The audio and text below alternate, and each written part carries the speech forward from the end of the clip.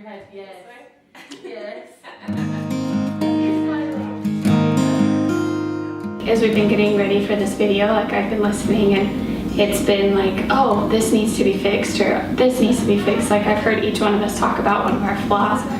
And it's kind of like, how many people out there just look at their flaws? So you look in the mirror and all you see are your flaws, but you look at other people and you see all these beautiful things. Why can't we learn to see those things about ourselves? When we look in the mirror, especially nearsighted people, you're like this close. And so you see extra flaws because you examine yourself, you're in that mirror so closely.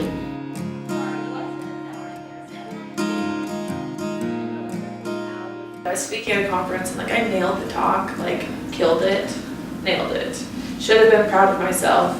Walked away, someone sent me a picture and it legit ruined my day.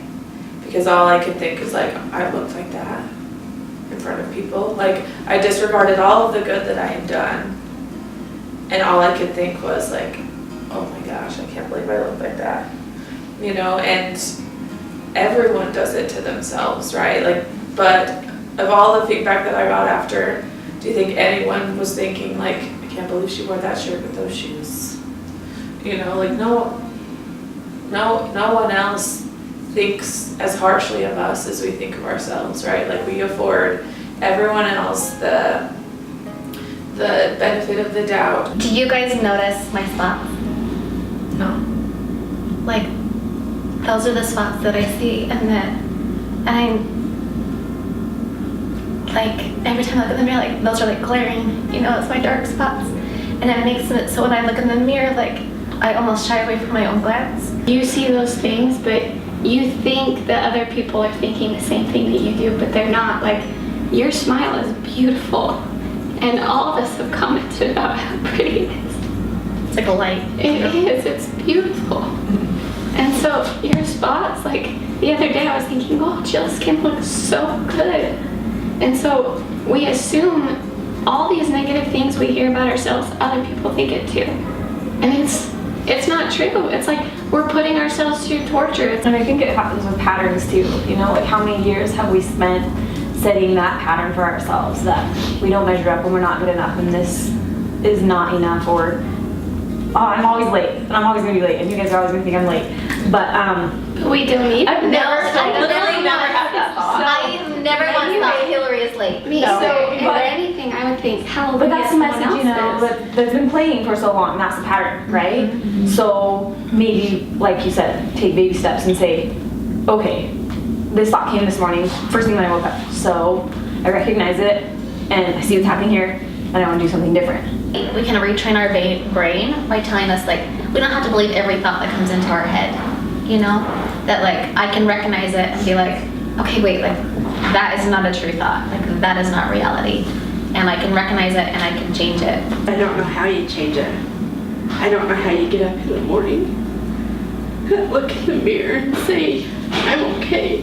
I looked in the mirror and I don't think, and it's kept me from doing so many things that I wanted to do and still does. And I don't know how to get past that point of I look at all of you guys and go, man, if I just looked like that, my life would be good. I think the same. And that might be false, but in my head, that's how I feel. But I think for me, everyone has that exact same thought. Yeah, they do. Each one of us probably has had that. Yeah, when we measure against this ideal of someone else. We live in this age of falsehood. Truly we do. It's like a gilded age again, because every time you get on your phone, you see all these people who look perfect. Nobody wants to put on Facebook just woke up, here's all my zits, gained 5 pounds. Instead they suck in and they make themselves look perfect, and everybody portrays this.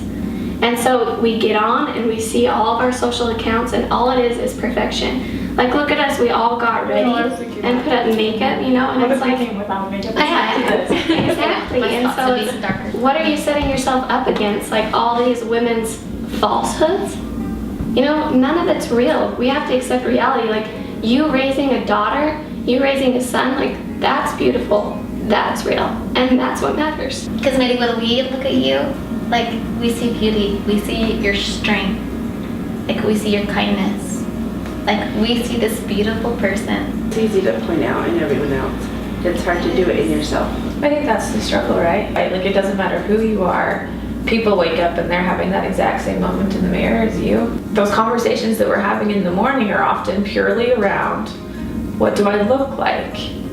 How are people perceiving me? Like, can we talk about our actions? Can we talk about the good we're doing? Can we talk about the things that we're achieving, right? Like, you do so much. Why is all of that discounted? Like, if we put our compliments and our negative feelings about ourselves on a scale, for some reason we give the negative comments like so much more weight.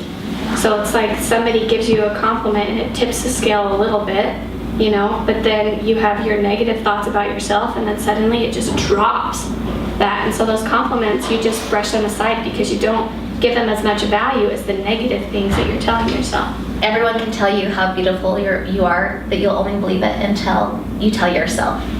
Because it's true, like, everyone tells us all these compliments and we just brush them off like, she doesn't know, or like, she's just saying that because she's my mother, or, you know, but really, like, we're the only ones that can buoy ourselves up and like make us feel beautiful. We all think that we're fighting this individual battle, or that it's maybe bigger for us than it is for anybody else.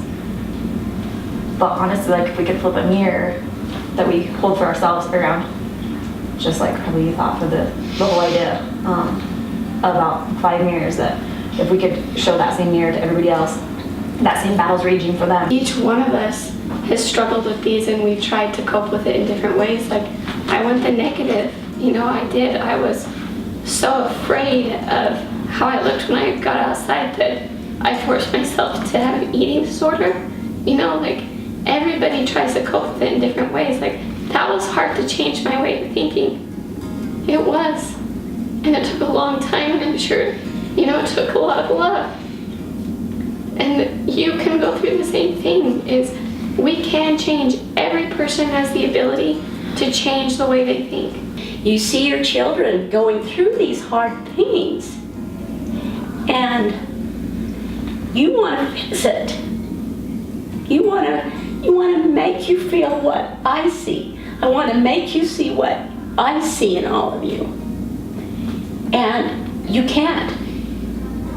That has to come from inside. The words that we say to ourselves, they matter. The language that we use with ourselves matters. Yeah. Thoughts are physical things that hold a weight. If we change our voice inside, we can change the way we see ourselves, and we can dramatically change our lives. I just want people to know that they're not alone, that we understand, and that you can see that each one of us have a different perspective and struggles that we've been through, but that you can come and realize that you can change your thoughts, and you can change your patterns, and you can change that voice inside until you believe yourself that you are enough. I've overcome anorexia and bulimia, and you can too. Hi, my name's Mady, and I've learned that you don't have to be healed to help others. And today is the day that I start loving myself. You can truly come to believe that you are enough. My name is Kat, and you don't have to be perfect. I decided to choose positivity.